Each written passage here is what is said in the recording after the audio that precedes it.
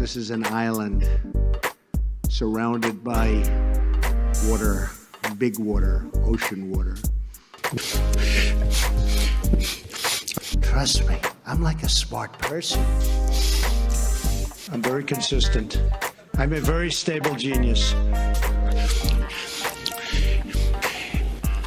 I had the best words. Tolerated. I know words. Mike Pounds. I hope they now go and take a look at the oranges of the investigation. But there's no better word than stupid. Anonymous, really anonymous. I'm very highly educated. One of the wettest we've ever seen from the standpoint of water. I had the best words. God bless the United States. Now witness the firepower of this fully armed and operational battle station. We have to keep our country gay. Can't let that happen.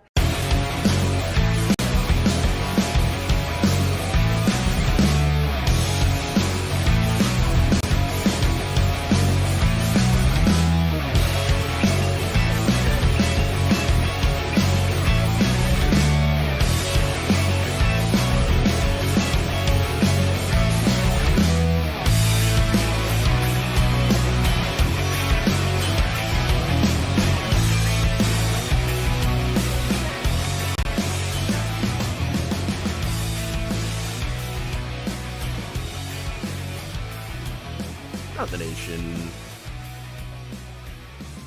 Waldorf Nation. What's up, everybody? Welcome to the show. It's... Oh my god. I don't even know what day it is. It's Tuesday. It's one of those weeks already. Okay. So, look, we got a great show on this Tuesday. Lots of fun. We have interesting...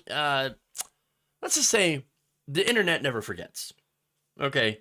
Yeah, look, Game of Thrones, North remembers, right? The internet remembers. Why is that relevant? Why am I talking about this? Well, it turns out one of Donald Trump's lawyers, who is now arguing against, the potential indictment, well, he made actually some arguments earlier that are kind of in favor of an indictment. I'll show you the details here. It's an amazing story. I'm a terrible tease. I'm not a very good tease, turns out. Nah, just not very good. Not very good at the teasings. Sorry. Sexual anarchy. But anyway, don't worry, because I will deliver the goods. So we've got fun videos there. We have Trump ally saying there's a very good reason why Donald Trump, if this happens, should not be prosecuted. Oh, okay. Well, let's hear out that argument. Okay, this should be very interesting. We're going to get to that. We have protests that are happening, or had happened, if you can call it a protest, in front of, what is it? There's Trump Tower.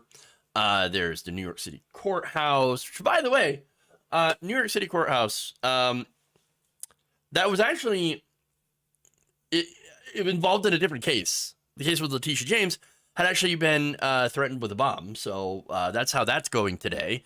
No, what are you talking about? Totally peaceful people. We have, Fox News.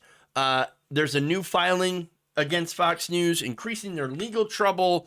That's a hilarious story. And another conservative face plants while trying to define woke. I love it. Oh, I love it. It's so good. It's so good. So we're going to have fun, covering the, whether Trump is going to get indicted or arrested. I still don't believe it. I'll believe it when I see it. And all the discourse around it. The ghouls and goblins. They're here. And we're going to have fun. It'll be great. So, with that said, why don't we Actually, why don't I ask you to do something for me first? If you could please hit the like button and share over all the respective social media platforms. We are on YouTube. We are on Facebook. We are on Twitch. If you could do that, help us out in the respective platforms, it'd be much appreciated. So, because you're not going to want to miss these stories, because they're too much fun. With that said, why don't we start out with the Trump lawyer taking on his biggest nemesis himself. Okay. Oh, it's so good.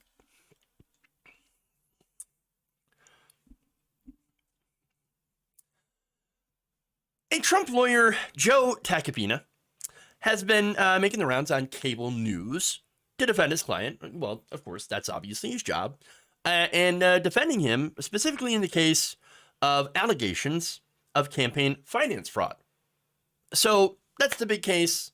Right now, the Manhattan DA, Alvin Bragg, is considering whether or not to indict the former president in relation to the $130,000 hush money payment made to Stephanie Clifford, a.k.a. Stormy Daniels. Basically they're trying to figure out if it is if it's campaign finance fraud, which is a crime in this country. So now that said, Tacopina has been arguing that Michael Cohen, one of the lead witnesses here that has spoken to the Manhattan DA, has been in different depositions and has testified. Well, they're saying, Tacopina is saying that Michael Cohen's untrustworthy. You can't trust a goddamn thing that guy's saying. And that really this entire thing is 100% political. It's just a witch hunt to take down Donald Trump. And so I'm going to show you a video here of an example of him making the case to Aaron Burnett over on CNN. And then afterwards, I'm going to show you something that, might contradict that from an interesting source. Take a look. Alan Bragg once said, and I hope he remembers these words, he can't see a world in which he would base a prosecution of Donald Trump on the word of a convicted perjurer and felon like Michael Cohen. He's still a convicted perjurer. He's someone who was convicted of lying. And it's not about vengeance. It's all about vengeance for him. But putting that aside, Aaron, here's the question. Does anyone actually believe, anyone, left, right, middle, whatever, that if someone else were accused of paying hush money to avoid a public sex scandal in the manner that Donald Trump is alleged to have avoided a public sex scandal, they would be prosecuted? The answer is 100% no. Well, that is kind of the problem. You see, we have laws for a reason, and those laws should apply equally. So, for example, look, if Bernie Sanders, I love Bernie Sanders, right? If Bernie Sanders paid off a porn star hush money before he launched a campaign and then lied about it and tried to call it legal expenses, I'd be like, Bernie, no, I'm done. Like, because that's a lie. You would be lying to people and you would be trying to cover something up. And so I would actually hope that we had a justice system that would treat everyone equally, that would actually go after and indict that person if they broke campaign finance law. And that's the core of the matter here. Okay. Now, thankfully, of course, Bernie Sanders would not do something like that. But with Trump, yeah, 100%. Look, that said, if it hadn't been an illegal campaign contribution, then it wouldn't be illegal. Then it wouldn't be a legal problem. It'd just be like Donald Trump's kind of he's a bad person, but he didn't break the law. And again, you don't go to get indicted or go to prison for being a bad person. It matters what you do and if you break the law or not. So that said, look, this guy, Tacopina, going on and basically going after Michael Cohen and calling him a untrustworthy witness, he's got a point. Look, I've admitted that before. Yes, there is an issue because he has previously lied under oath. Now, what Tacopina, in all of his different media appearances, I haven't really heard him point out the fact that when he was lying under oath, perjuring himself, he was doing it on behalf of none other than Donald Trump. Oops. And by the way, Michael Cohen went to prison for that. Now, again, he did this on behalf of Trump right before a presidential campaign, and I think that's very important too. So now, obviously, if he used campaign funds, that would be massively illegal. If he used personal funds, that would seem to be very, very politically motivated nonetheless. So, look, the timing here, if you're doing a payoff right before a presidential campaign, you could imagine that if this information had come out, that would have potentially harmed said campaign by hurting the image of a candidate. That would count as a contribution. Now, that said, with the power of hindsight and all the scandals that, Trump has gone through throughout the years that did nothing, that hadn't touched him at all, well, we know that this certain thing wouldn't have hurt, Trump at all. Again, it seems pretty reasonable to assume that it would have hurt his campaign at the time, which is probably the logic that the Trump team had used in saying, we need to shut this woman up, because that's gonna have a massive impact, we think, on our campaign in winning the Republican nomination and hurting my political career. Now, that said, is it fraud? Is it a potential campaign contribution violation? Well, I'm going to show you a video here of a well-respected lawyer that is going to make the same argument. Everything is fair game, and it's hard to argue, oh, you can't look at this or you can't look at that. So yes, if there's an issue with that payment to Stormy Daniels being that it was made on behalf of the candidate, okay, and it was not declared, that's fair game, unfortunately, if that's the case. And, quite frankly, Michael Cohen, again, has made statements that would give rise to suspicion for any prosecutor to say, that doesn't make sense, that a lawyer took out a home equity loan with his own money, paid somebody that he didn't even know on behalf of a client who, by the way, had the wherewithal and the money to afford $130,000. Yeah. And by the way, didn't tell the client about the settlement agreement. It's an illegal agreement. It's a fraud. If that's in fact the case, the straight face test. And quite frankly, if that is what happened, we have a potential campaign finance issue. Yeah. So, that guy, man, he's making great points. Dropping facts right there. Seems rather familiar, though. I don't know it. Who is this? Oh, I know who that is. Oh, yeah, that's Joe Tacopina back in 2018.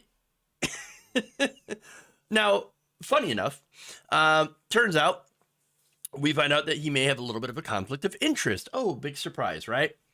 Well, what do I mean by that? Well, it turns out he was giving Stephanie Clifford, a.k.a. Stormy Daniels, legal advice. And that is before he signed up to be Donald Trump's defense attorney. Oh. Now, look, I'm going to be completely honest, right, about some of the points. Is there a political motivation to what Bragg is doing? Yeah, I do think so. And why do I say that? Well, it's, again, less an indictment of Bragg himself, and, of course, not exoneration or making any excuses for Donald Trump. But what I'm saying is, and I want to point this out because I don't think a lot of people are making this point. In America, rich people tend to get away with crimes. I know. Shock. The only time that rich people are actually held accountable when they do crime is when they steal other rich people's money. Very important. You steal rich people's money as a rich person, they're coming for you. So, look, Is that necessarily the case here? Did Donald Trump steal money from rich people? Well, no, he's been stealing from mainly his donors that are, dumb enough to give him money and campaign contributions, and then not spending it on, the things that he said he was going to spend it on. For example, fighting, to prove that there is election fraud, supporting Republican candidates in the midterm. No, he took all that money and stuffed it in his pocket. Okay. Now, look, rich people don't care about that. No, what rich people care about, the donors specifically, Republican donors, they're over Trump. Now, look, that's not to say that if Donald Trump wins the Republican nomination, which is certainly possible, that they wouldn't come back and fund his campaign. Because, again, it's him versus Joe Biden, okay? They're going to choose Trump. I would be very, very surprised if Republican donors decided to say, okay, we'll fund Joe Biden. It could happen, though. But mainly they're saying they're over. We're over Donald Trump. We got to have somebody else. Okay? And so that said, that's why I think it is more likely for Donald Trump to actually have some sort of consequences. I'm not saying that that's definitely the case or is going to be the case. Certainly he could, there's enough people on his side where he could rig a lot of any sort of consequences. So unfortunately that seems to be a little bit more up in the air, but I think it's more of a possibility here that Donald Trump could face some sort of consequences versus another incredibly wealthy person. That's all I'm trying to say. And so what I think is going on is maybe they're just letting Bragg make a case to potentially nail Trump with a crime, because it is a real crime, doing campaign finance violations. But generally, this is a crime that most rich people tend to get away with. You see what I mean? And so that's the situation as far as I see it. I could be wrong. And again, there's no guarantee that Donald Trump is going to face any sort of consequences for this, even though what I see it to be is a clear crime. But that said, I don't know if if that's the case. But let me point out that the reason that I think right-wing media, when they cover this, does not address the point that breaking campaign finance law is a crime, I think it's really relevant. I think it's really important. The narrative here is it's a witch hunt. It's all political. It's political weaponization. It's the Biden DOJ that's partnering with the Manhattan DA. They're coming after Trump. Phony charges. No, I think there was a crime committed, and I would like to see accountability for it. And it doesn't happen very often, but I think there's a little bit more of a possibility that it could, more so than I think the average wealthy, powerful person. Okay. Anyway. Okay. Let's move on to a hilarious argument being used to try to defend Donald Trump.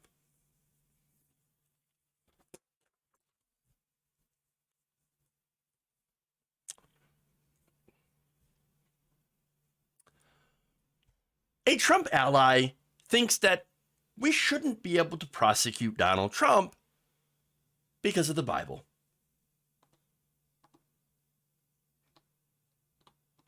And if this is allowed to succeed, none of our liberties is safe. Today it's a Republican who's a target. Tomorrow it's a Democrat. And the day after tomorrow, it's your Uncle Charlie or your nephew or your niece. Mm-hmm. There'd be no limits on what prosecutors can do to their political enemies. And they're going to do it to people who are running against them for DA next. And it's just such a violation. And not only a violation of American law and civil liberties, it's actually a violation of the Bible. The Bible instructs judges two things. Don't take bribes. That's obvious. But the number one thing is don't recognize faces. Oh, well, I mean, look, there you go. The Bible says, who cares what the Bible says? Nobody. at least when it comes to U.S. law. I don't know if you know this, but the United States does not base its laws on the Bible. We're not a country that's based on religious doctrine. We're actually based on the Constitution. That's it. Laws. So now laws, well, obviously they exist for a reason. And so Donald Trump is accused of breaking campaign finance law. So now, again, this is with an illegal campaign donation that is actually hush money paid to prevent someone, in this case, a porn star, from revealing potentially damaging information about a relationship they allegedly had. So, and of course, this just happened to happen, right before his campaign. And so the timing here, you could argue, oh no, it's not. It doesn't have anything to do with the politics. Doesn't have anything to do with the upcoming campaign. It just would have been. He would have done it anyway. Yeah, yes, he would have paid off this woman anyway. To prevent her from speaking out. Really? Okay, I don't believe that. That said, why are people like Alan Dershowitz taken seriously? I mean, this guy's on Charlie Kirk's show. Oh, you don't understand. He's a liberal. He's liberal. He's so lefty. He's so lefty. Is he, though? Is he? Look, this is a guy that a lot of us on the left clown on constantly because he whined about people not inviting him to fancy parties at Martha's Vineyard because he liked Donald Trump. That's who this guy is. Okay. No one on the left actually gives a damn about what Alan Dershowitz thinks. And we also don't agree that we can't prosecute someone who is alleged to have been, involved in a crime because of the Bible. Come on. Look, now here's the other thing. I love the invocation of the slippery slope. Oh, you see all of our freedoms, they're at risk. You see, if they're allowed to go on with this, all of our freedoms and liberties, you could just say goodbye. Yes, that's it. They're going to come for you. They're going to come for your niece or your nephew. They're going to come for your Uncle Charlie. Maybe they'll come for your little dog, too. Oh, really? Did any of them allegedly pay hush money payments to porn stars right before an election? Is that something that happens to average people? No. Look, I don't know. People like Dershowitz are so disconnected from average, everyday people that maybe he thinks, oh yeah, no, this happens all the time. Yes, it happens all the time. Paying people off, to keep the secrets. No, it doesn't. It doesn't.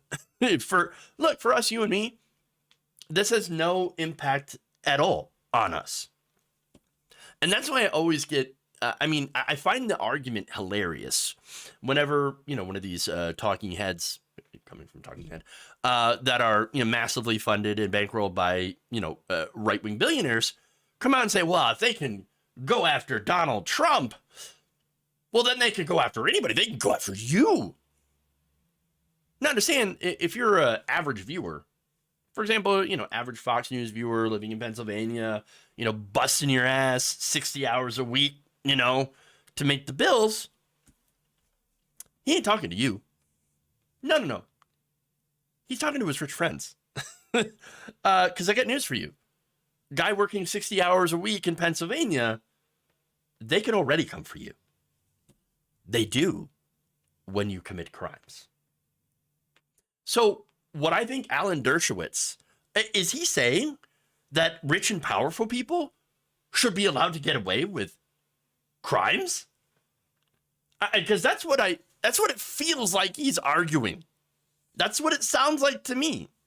Again, when he talks about the slippery slope. He portrays the fact that he is worried that they're going to come for people like him. Rich and powerful people.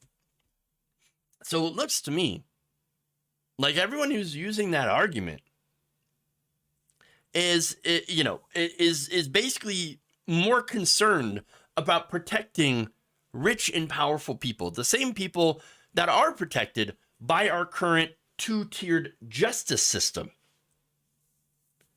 So they're ironically wanting to protect the status quo that protects them and yet allows for average people to be targeted.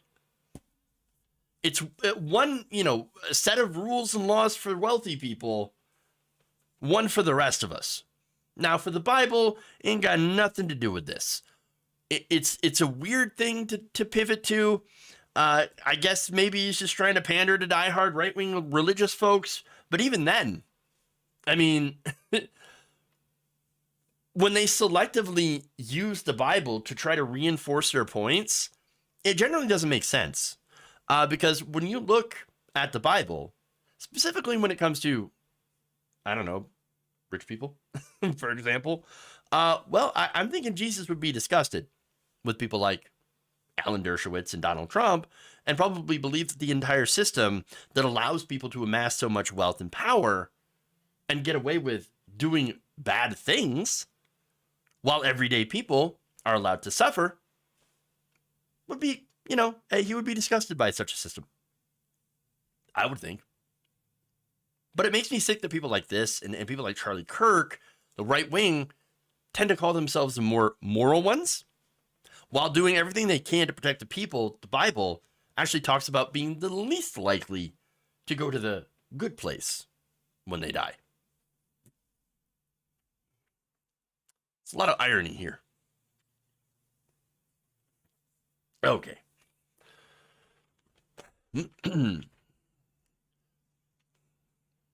We see normal people charged with stupid crimes every day, so why protect someone that can afford a lawyer? Yeah. Well, again, it's that two-tier justice system. And normal people don't get the benefit of the doubt. Also correct. Bible is also the worst thing to pivot to. Again, I agree. Bible is a vague term too. Old Testament, apocryphal editions, New Testament, Quran. Yeah. Absolutely. All right. So let's move on to more fun stuff. And that is Trump supporters versus Trump supporters. Oh, it's so good. Oh yeah. Over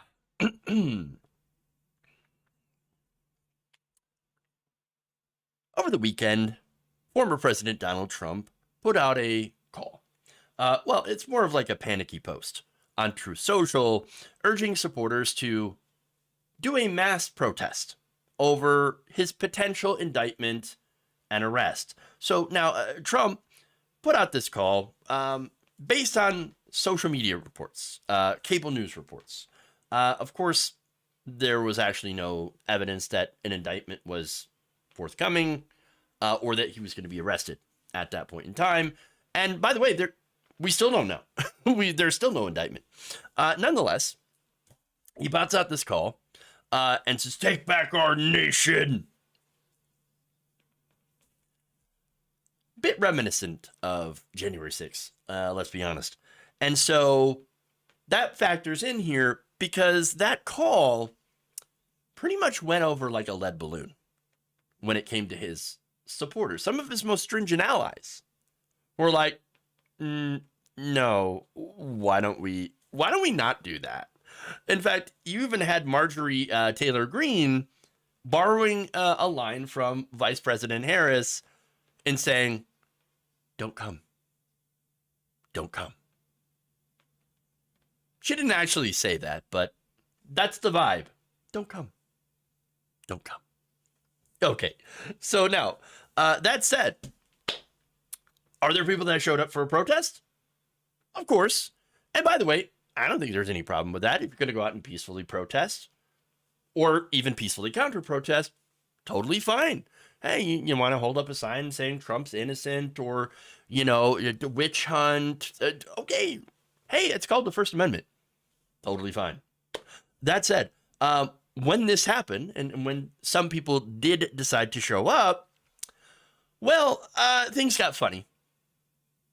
And thankfully, just stayed funny. So let me explain. This is according to the Daily Beast's Zachary Patrizzo. People showed up in New York for a little bit of a protest and immediately turned on each other. He said, due to the post-Jan 6th paranoia, Trump supporters gathered at Trump Tower to voice their support of the former president are now being accused of being feds by fellow Trump supporters.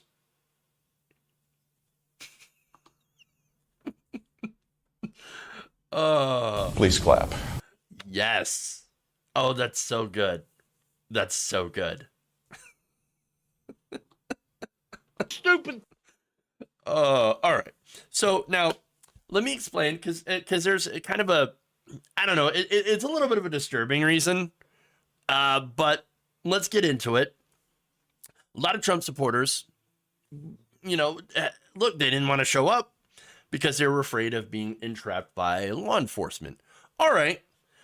So now I have an example of one person just chiming in on social media, and it kind of represents some of the thoughts behind showing up for said protest. So again, you can see this. Seems like this confirmed that it's highly unlikely there will be an arrest today. Stage AF. And Trump supporters allegedly going outside of Trump Tower. Okay. So, look, there are people out there that are thinking, Fed. Oh, no, it's Fed. It's entrapment. Gee, I wonder if this has anything to do with the fact that Tucker Carlson and, other right-wing hosts are putting out conspiracy theories about the FBI inciting January 6th. Like being, in the crowd. The Ray Epps, you got the feds that are in there, and it was all feds and Antifa. Really? Except that it wasn't. There's no evidence of feds or Antifa being part of January 6th. Nonetheless, they think, oh, no. See, the FBI, they're just trying to make Trump supporters look bad, so we're not going to take the bait this time. Oh no, you're not going to bait us twice. Oh, no. You're not the master baiter there, okay? I'm not going to take that. Sexual anarchy. Okay, but anyway, I know. I did that on purpose. Don't worry.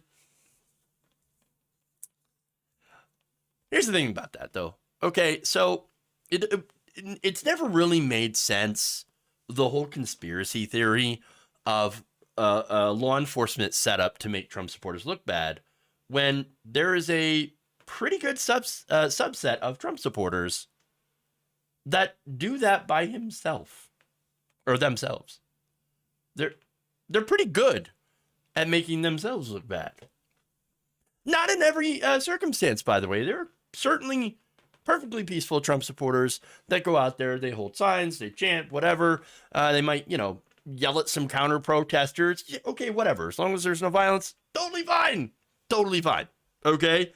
That said, a lot of the rioters, obviously they did make themselves look bad. Look, a lot of them who were arrested had been telegraphing their intentions to be violent on social media posts and private messages before January 6th. And so, look, there were plenty of warnings. There were so many warning signs before January 6th that the government did not take seriously, or as seriously as they should have. Law enforcement had been, I think, too lax in that. They didn't expect Trump supporters, for some odd reason, to do the things that they said that they were going to do. Now, why is that? I have a little bit of a theory. Okay, I think that it's because generally law enforcement has a conservative bias. I think it's because these organizations are generally filled with Republicans. I don't think that's a terribly bad thing. As long as you can do your job, your political affiliation doesn't really matter. As long as you can do your job fairly, right? So I don't really care. That said, does the FBI have a history of targeting left-wing protests? You goddamn right it does. You goddamn right it does. And look, the government has a history of ignoring right-wing extremism. And that's well documented. I'm trying not to generalize too much. Because, look, there are Republicans out there that I have disagreements on when it comes to taxes and things like that. That doesn't mean that they're, violent insurrectionists. No, there is a massive far-right movement that is dangerous. That is, you got people like the Sovereign Citizen, you got 3%ers, you got Proud Boys. Those are a big problem, right? There's where the extremism is. Charlottesville, yes, thank you for pointing that out. So look, let me give you a good example, though, of how this right-wing extremism got ignored by the government. Do you guys remember, it was about 2009. This is right at the start of the Obama administration, and the Department of Homeland Security at the time had put out a warning, had warned different law enforcement agencies, hey, look, we've been monitoring right-wing extremism. It's on the rise. There's a lot of anti-government groups. There's a lot of white nationalist groups. Just be careful, because we think that there is going to be an increase in racist anti-Semitic violence. That is certainly possible. And so now the thing is, that report came out and right-wing media had a meltdown. Fox News, talk radio, right-wing pundits, they got so angry, so mad that the DHS ended up having to retract the report. The head apologized, and they even went out and broke up the team that drafted that report. They completely recanted and threw away that report. The leader of that team that was warning people about extremist right-wing violence was at the time a conservative Republican. He ended up being forced out. Now, at least as of 2019, he says, look, I'm not a Republican anymore. I'm an independent. I can't be part of that party anymore. Oh, who knows? Maybe he's now considered to be a George Soros paid socialist, communist, rhino. I don't know. All sorts of things, whatever. Pink-haired communist. There you go. That's what he apparently is now. To the right wing. And that's because the Republican Party has gotten more extreme. He hasn't changed his positions, as far as I know. The right has gotten far more extreme. And so that's kind of to illustrate how far it's gone. When something at the time was like, hey, look, I'm a right winger, I'm a Republican, and even I'm seeing that this is a clear and present danger. You might want to do something about that. Now the right wing, the Republican Party, is deep into conspiracy theories. And this is a great example of it. Now with basically Trump supporters calling each other feds. Again, no evidence. They don't need evidence. They have feelings. Forget about the evidence. We don't need it. We don't need any of that. Of course not. Of course not. Look. Just forget about the evidence. Okay. I was looking for that clip. The thing is, Republicans in law enforcement now are either people who are, again, still Republicans, but are trying to do their job, okay, to the best of their ability. And yes, there are people, I believe, that exist that do that. Just like there are left-wingers, that you're probably going to be shocked to hear this, work for the U.S. government in the Defense Department, okay, or defense contractors. Yes, I know that happens. Or, might work in, for example, finance. I know. Turns out you can do your job and have political opinions as well. And that doesn't necessarily have to, interfere with your job. It could. Look, for example, we saw people like Michael Flynn, who was, General Michael Flynn, who had completely lost his mind and thinks the vaccine is being put in your salad dressing. So, again, it's really law enforcement right now with Republicans is mixed between those two different types of groups. The insane people and the people that are like, I'm just trying to do my job and get a paycheck. That's it. They're not lefties. And so they're not out there trying to make Trump supporters look bad by infiltrating Trump protests as feds. It's such a ridiculous notion to me. Now, that said, every accusation is a confession, right? Yesterday, I did a story about Florida. So, in Florida, you had the government, ordering undercover officers, agents of the state. What were they doing? Well, they were ordered to go and watch drag shows and report on them. I'm not kidding. These undercover agents were ordered to watch drag shows to ensure that there was no lewd acts being done in the presence of or to children. That's what they're doing right now. So the right wing is saying, oh, how people infiltrating protests while they're infiltrating crowds at drag shows.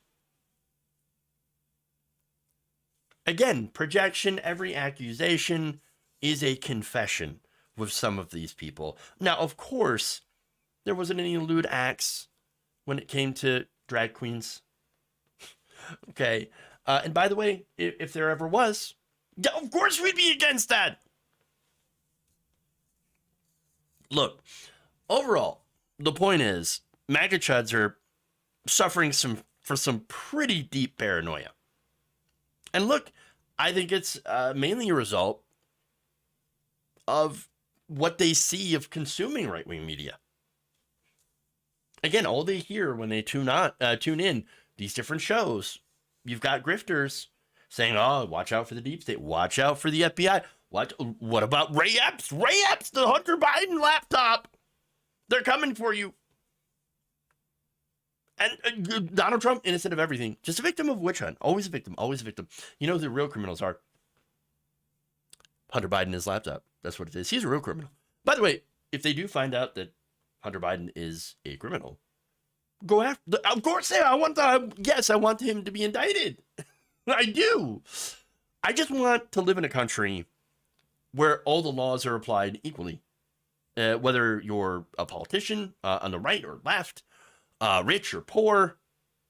That's what I want. For the law to apply equally, and for there to not be a two-tier justice system. That said, bottom line is, what's been happening at least this protest, and there are still protests that are going on right now, and again, they have remained peaceful, where, of course, you had people who are anti-Trump protesting, and then in the same place where pro-Trump people are protesting, no violence, no one's been arrested. And by the way, the people that are pro-Trump are massively, massively outnumbered, which probably has something to do with this paranoia. Maybe. But it's a great example of that. And of all of their rhetoric and their belief in conspiracy theories blowing up in their faces.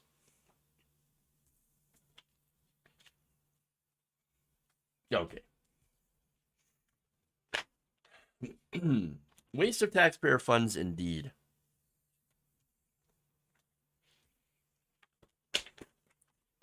Okay.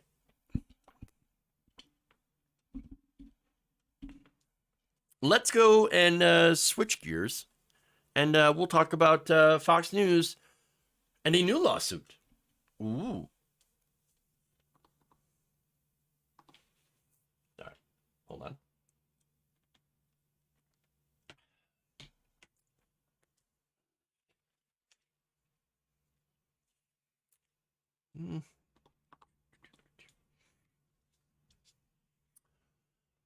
Compounding its legal troubles, on Monday, a Fox News producer sued the network, filing 2 lawsuits against Fox Corporation, and, well, they could be pretty devastating. So let's get to the details. According to the filings, former producer, guest booker, Abby Grossberg, is suing over what she alleges is a culture of sexual harassment and general misogyny. Are we really surprised on that?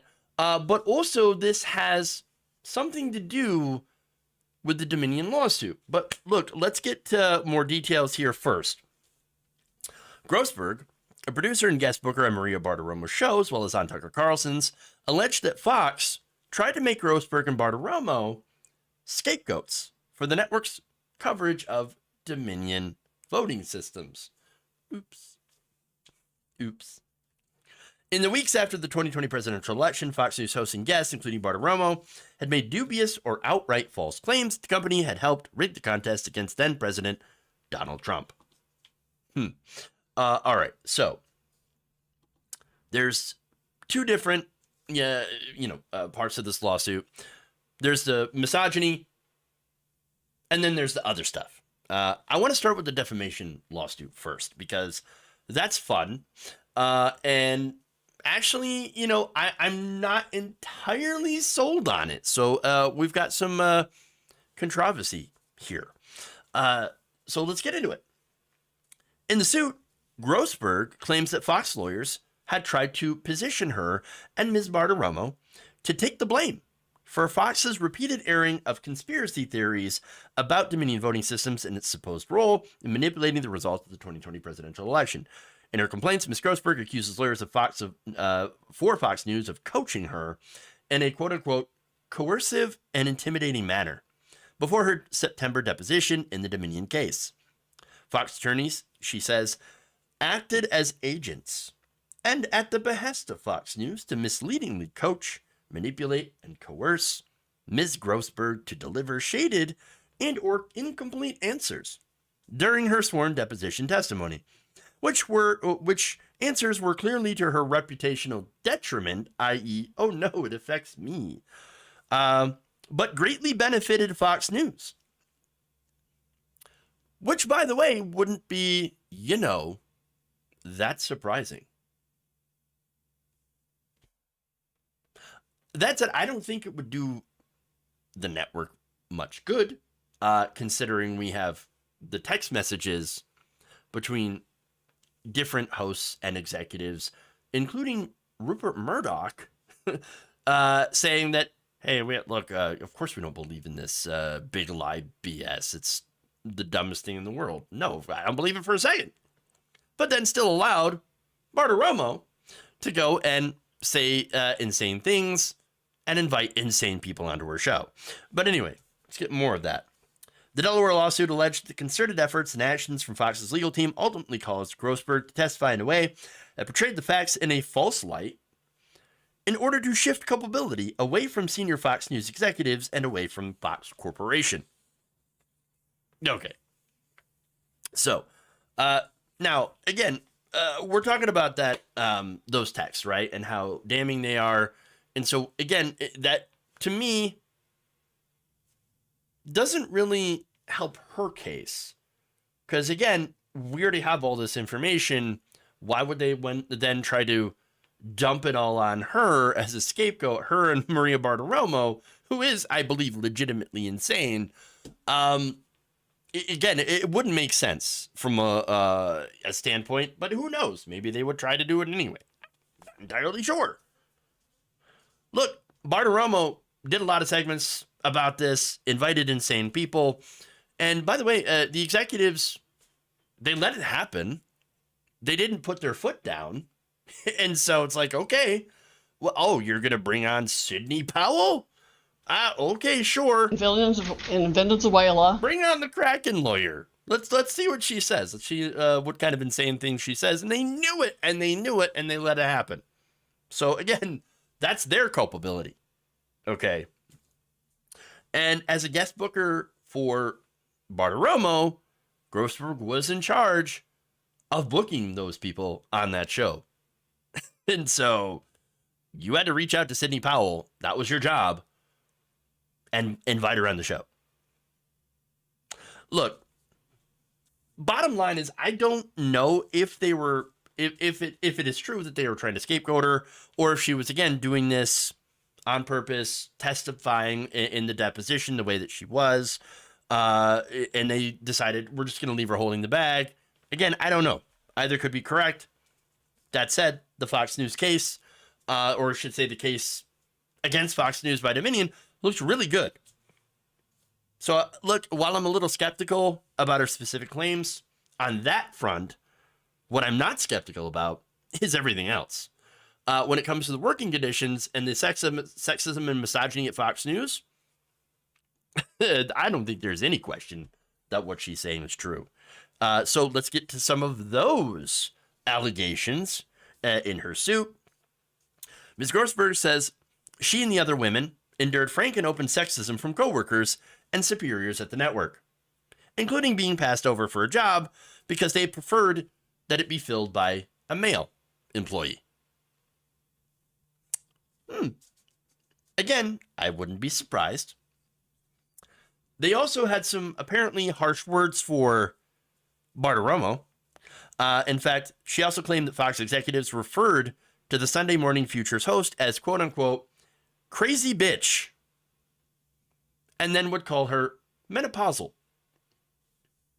and even asked Ms. Grossberg to cut her out of coverage discussions. Oops. Now, that's when she was working for Bartiromo. Things actually allegedly got worse when she went to work for Tucker Carlson. Get this. Oof.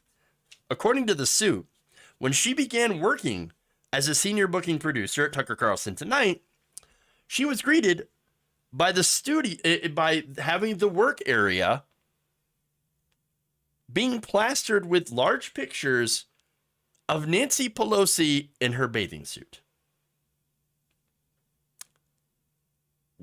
What? I read that and I'm like, no. Come on. That's crazy. Grossberg, she says, was mortified by what she was witnessing and began to experience a sinking feeling in her stomach as it became apparent how pervasive the misogyny and drive to embarrass and objectify women was among the male staff at Tucker Carlson Tonight. Wow. Look, I feel like that's over the top. But then again, it's Tucker Carlson's show, and there is a possibility that Tucker Carlson legitimately wants to fuck an M&M. The green one specifically. Perhaps even the brown one. I don't know. So, oh boy. My brain feels dirty. Sexual anarchy. Okay. Anyway, look, I'm not saying that it didn't happen. It sounds. You know what? I was going to say picture it didn't happen, but no, thank you. I really don't want to see pictures of this entire thing because it's, again, horrible, sexist, objectifying, and just a terrible thing. Why would I want to see that? But anyway, I just, Tucker Carlson, if this is true, it's even worse than you could ever imagine. And this isn't even getting to what they were saying about Jewish people. Oh yeah. So now one of Carlson's, she claimed that she had overheard Carlson staffers making, of course, off-color, terrible jokes about Jews. Which again, I wouldn't really surprise me, because one of Carlson's ex-writers for years was writing comments with a pseudonym as a white nationalist. So he would be writing racist, sexist, and homophobic comments online. So look, yeah, that tracks. Would it surprise me to hear them do massive anti-Semitism on the set of Tucker Carlson tonight? Not at all. And again, somebody with the name of Grossberg, I don't know for certain if she has a Jewish ancestry or not, but like doing that around her, that's even worse. So look, they also, by the way, used a lot of derogatory sexist terms towards women, female employees, again, that she could hear. So look, all that stuff wouldn't surprise me if it were true, if it happened. And that's because the culture of Fox News allows this stuff to happen. Remember, Roger Ailes, the late Roger Ailes, okay, there was a story, I can't get this out of my head, where he had basically taken out his penis and chased a woman around his office. I mean, that's the kind of culture Roger Ailes set up at the network. Incredibly misogynistic, incredibly sexist. So again, would it surprise me at all? No. That was the whole thing that he tried to set up. And again, it's reflected in what you would see from the women on Fox News were not allowed to wear pants or pantsuits. Always had to see their legs. Roger Ailes would turn the volume down, mute the broadcast, and just watch the women. That's the kind of atmosphere that was pervasive at the network that he ran. And so I'm pretty sure that kind of atmosphere exists. It doesn't change overnight. And of course, let's not forget, Bill O'Reilly as well, being a part of that. All the different lawsuits against different Fox hosts and personalities for sexual harassment. Again, not a surprise at all. Speaking of not surprises, Fox News had a response to this. They filed a lawsuit against Grossberg, a countersuit, to prevent her from filing claims that could reveal discussions that she had had with the network's lawyers, the same lawyers she said were coaching her in her Dominion, her testimony during the defamation lawsuit. So, look, they also put on a statement, by the way. Fox News Media engaged in an independent outside counsel to immediately investigate concerns raised by Ms. Grossberg, which remained following a critical performance review. Her allegations in connection with the Dominion case are baseless, and we will vigorously defend Fox against all of her claims. So, I love how they used the classic bad performance review. Disgruntled employee. You know how it is. I mean, these people, bad performance review, They also, by the way, as soon as she filed the claims, they put her on leave. I don't think they fired her, because that would be even worse, but she ain't working there right now. That's for sure. The bad performance review. Yes. Oh, of course, that's what it's about. Yes. Look, these claims are potentially explosive. If it's true, especially the Dominion stuff. And I think that's what's most relevant because, again, we already knew that Fox News is pretty much a sexist hellscape. But the Dominion stuff, allegedly coaching people working there to give false statements, during this defamation lawsuit, that's really, if it's true, going to blow up right in their face.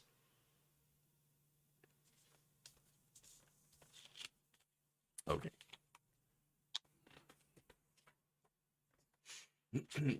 Speaking of Fox News, we got one more segment for you. Let's talk about well, let's see. Let's talk about The wokers. Of course. Of course.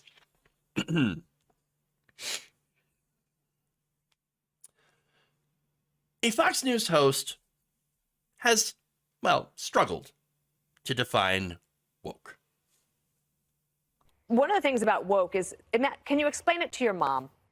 Think about that. And I remember when President Trump was running, and it was before he won in 2016, he used to get standing ovations initially when he would say, political correctness is ruining our country. And everybody that was clapping knew exactly what he meant. But it's sort of like the Supreme Court definition of pornography. You know it when you see it. So the Democrats want to get you in an argument where you're having to define wokeism as if the Webster's Dictionary is defining it. And that's not what it is. It could be a feeling. It could be a sense. And I wonder if Republicans or conservatives are going to have to define it more. Hey, can you explain woke to your mom? Yes, it literally takes like 5 seconds. All it is, all it's ever been, and this is not a new term, it's being aware of systemic injustice against black people. That's it. Literally. That's it. What? So, woke. Can you explain it to your mom? Because I apparently can't. Explain it to your mom. It's, you really can't, because it's a feeling. You know it when you see it, though. You know woke. You know woke when you see it. No. No. You know what? I guess maybe it is for them. Because anytime they see like anything about, equality, fighting for rights and opportunities, or solving any sort of systemic injustice, they feel bad. They feel very bad. Perhaps they feel a little angry. And in their anger, the woke! Oh, the wokeism struck again. When they can't deny a black person, an opportunity or a loan, the woke! That's how it is for them. Apparently, definitely a feeling, because there's a lot of feelings, but no facts. Look, here's the thing. They have such a hard time defining woke because, well, look, they know what it is, but they can't admit it. They can't go out and admit, we just hate equality and we hate black people. That's it. So they just say woke. They struggle so much because they can't say what's actually on their mind, what they actually think. Woke. I know. Now, let me give you a good example of this, okay? So, Bethany Mandel. Remember Bethany Mandel went viral for not being able to define woke. Coming up with some, weirdo answer after stumbling and having her brain just essentially break live on air.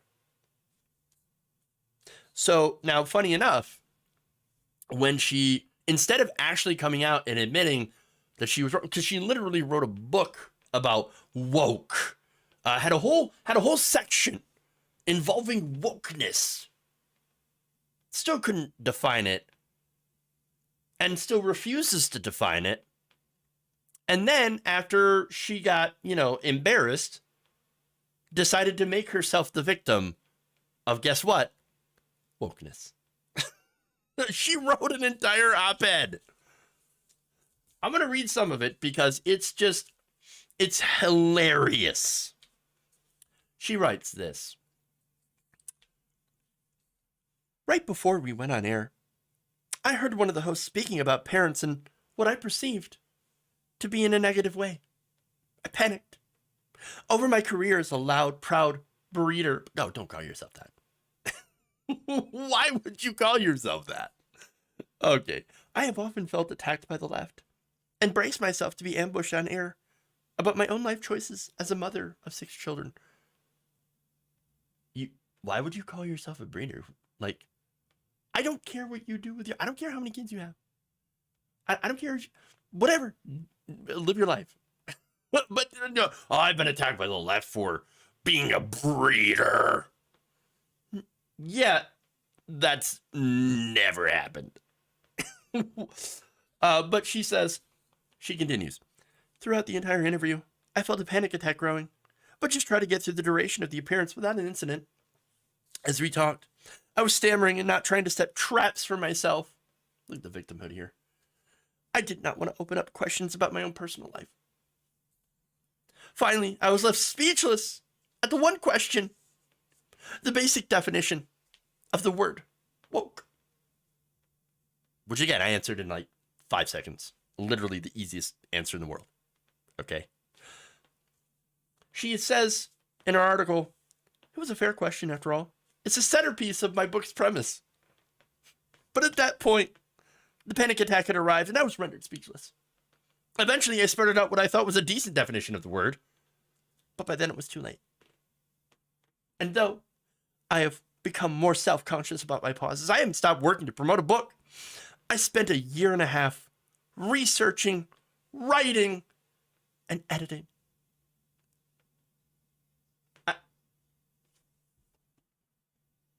You researched this? Where? If you can't answer woke, what it is, and point out that it's comes from African American vernacular, and it's been around for a very, very long time, to explain being aware of systemic racial injustice in this country. That's literally it. You did all the research, you did come up with that. You just admitted that you're one of the worst researchers in the world.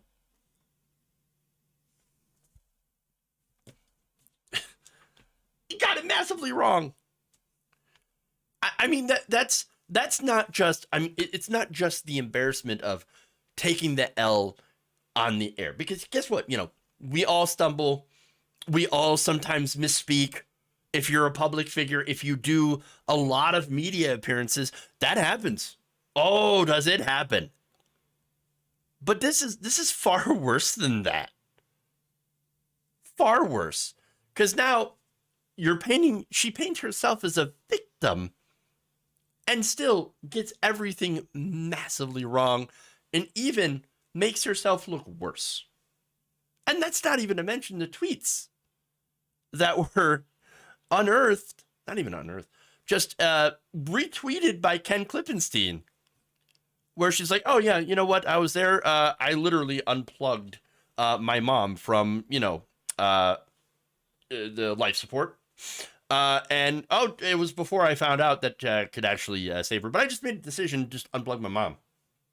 You felt the desire to tweet about that? Look, I know the segment's supposed to be on Fox News and Dana Perino, but I find this just absolutely amazing that these people will just come out and advertise their L's. Big, fat, massive L's.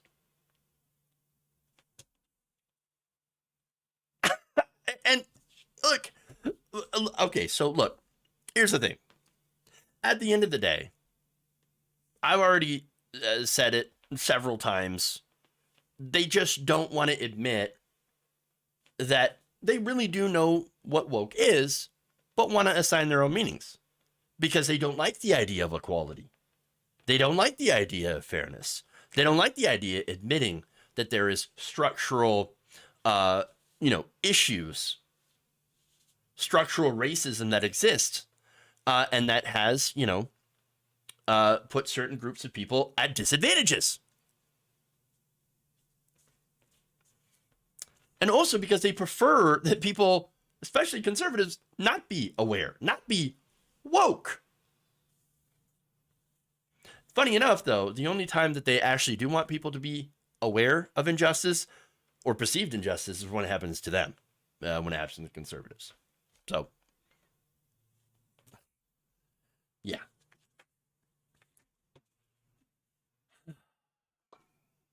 Woke mob. Okay. Anyway. They don't like the idea that humanity exists, has to be good humans versus subhumans for them. And they're taking a real term and twisting its meaning to their advantage. She couldn't just say her real opinion out loud. Some pretty great viewer comments here from that I'm reading from. Okay. So, the point is that they're trying to redefine it to a negative thing. Yeah, and they're having such a really hard time doing so.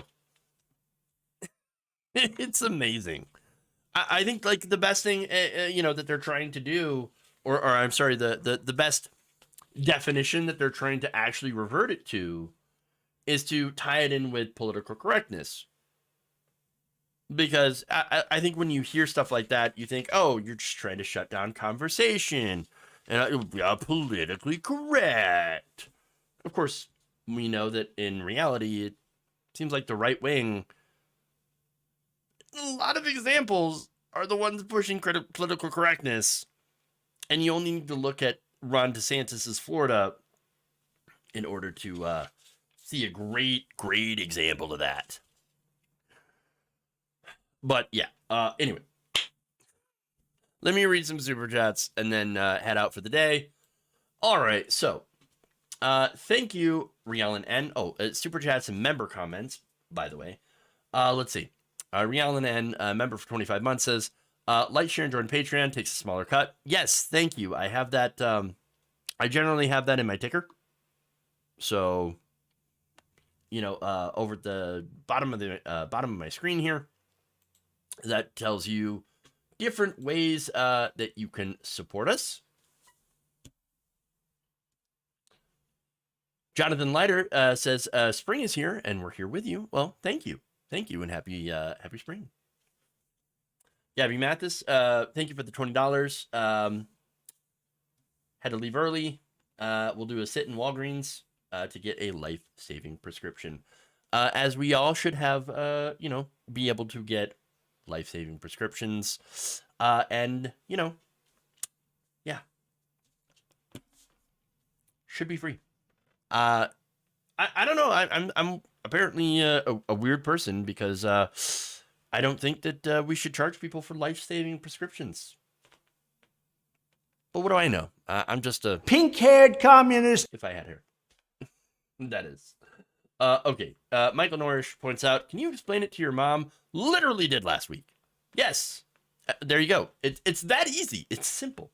It's very, very simple. Okay. So if you haven't already, please give us a like and a share. Really, really appreciate it. Let's go over here to Twitch, see if there's any activity in our Twitch community. So, Marina McElway Green, thank you for resubbing for a month at Tier 1 for 8 months. The best spring cleaning we could get is some tiny-handed dictator's fingerprints. Yes!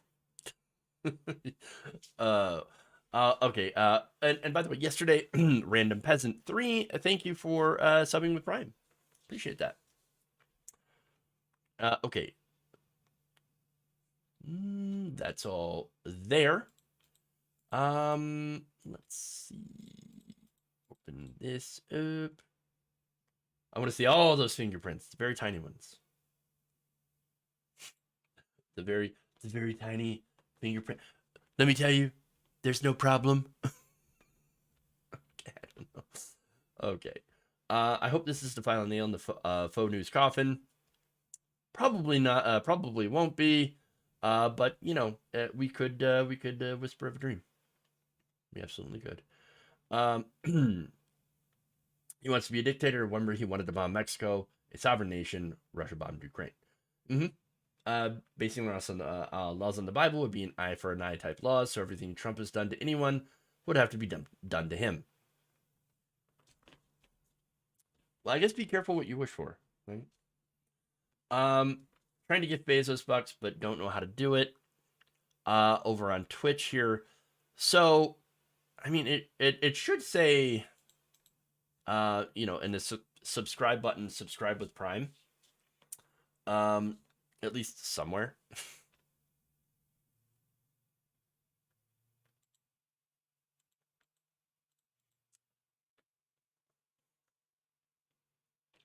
Let's see. It's lower down. Use Prime to subscribe. There you go. All right. So look, again, I've got a lot of stuff I got to do for tonight and tomorrow. Busy week as always, and of course, we'll be watching Indictment Watch. Tomorrow could be the day. It could be the day, or it might not be. So we'll see. Anyway,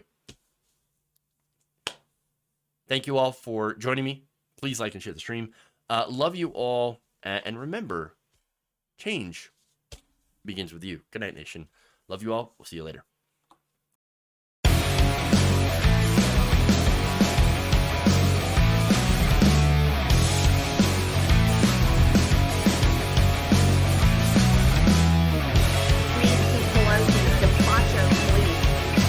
Peachtree dish.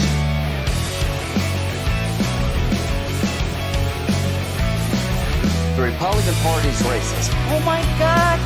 The unmuted! Jewish space lasers. Woke mob. Just forget about the other.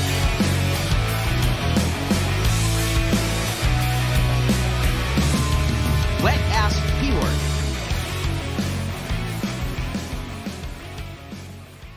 You're kicking me out the door. You're kicking me out the door. Up yours, woke moralists. We'll see who cancels who. Stupid